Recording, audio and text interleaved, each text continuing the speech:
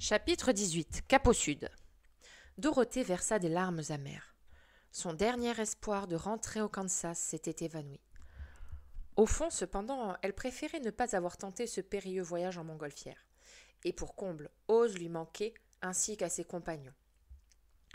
Le lendemain du départ d'Oz, nos 4 amis se réunirent en salle du trône pour discuter des questions importantes.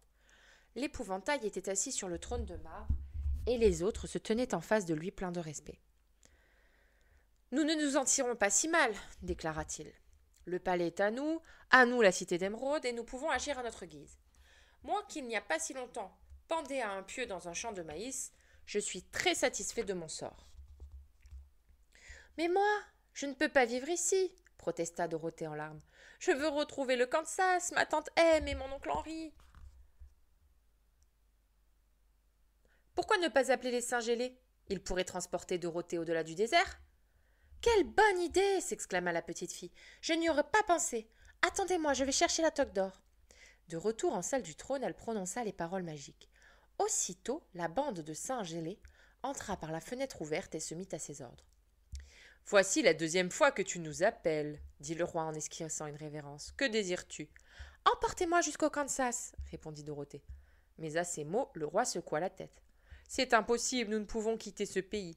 On n'a jamais vu un Saint-Gélé au Kansas, et on n'en verra d'ailleurs jamais, car là n'est pas leur place.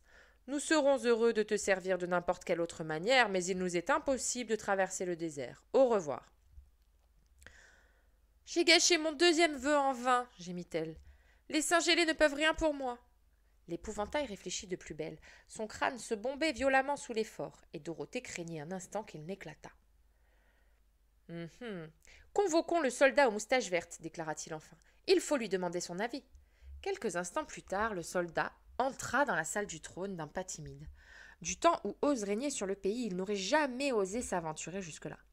« Notre jeune ami désire traverser le désert, » expliqua l'épouvantail. « Que lui conseilles-tu ?»« Je n'en ai aucune idée. Personne ici n'a jamais traversé le désert, excepté Oz. »« Mais, intervint Dorothée, connaissez-vous quelqu'un qui pourrait m'aider ?»« Essayez de demander à Glinda, » suggéra le soldat. « Glinda ?»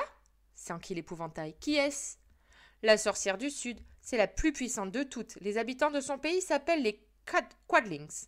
En outre, son château est bâti à la lisière du désert. Peut-être connaît-elle un moyen de le traverser. »« Cette Glinda, demanda la petite fille, c'est une bonne sorcière, n'est-ce pas ? Les Quadlings l'aiment beaucoup. Elle n'a jamais fait de mal à personne. Il paraît qu'elle est très belle et que, malgré son âge avancé, elle a gardé l'apparence d'une jeune fille. Comment puis-je me rendre à son château ? Il y a une route qui vous conduira tout droit vers le sud. Mais attention, le voyage est extrêmement dangereux. Il faut traverser un bois plein de bêtes sauvages et les terres d'une peuplade hostile aux étrangers. C'est la raison pour laquelle les Quadlings ne viennent jamais à la cité d'émeraude. » Sur ces mots, le soldat se retira.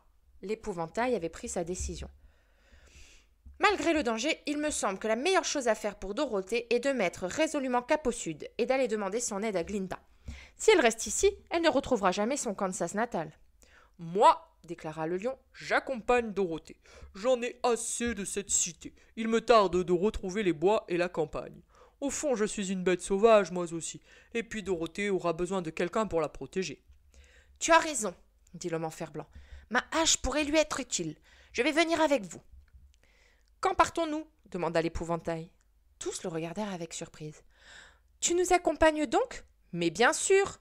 Sans Dorothée, je serais demeuré à jamais un imbécile. C'est elle qui m'a détaché de mon pieu, sorti de mon champ de maïs et emmené voir Rose. Je lui dois tout, mes amis, et je ne l'abandonnerai pas tant qu'elle n'aura pas retrouvé un moyen de rentrer pour de bon au Kansas. »« Merci à vous tous, dit Dorothée d'une voix émue. Vous êtes de vrais amis, mais il faut nous mettre en route le plus tôt possible. »« Demain matin, décida l'épouvantail. Et pour l'heure, allons nous préparer car le voyage promet d'être long. »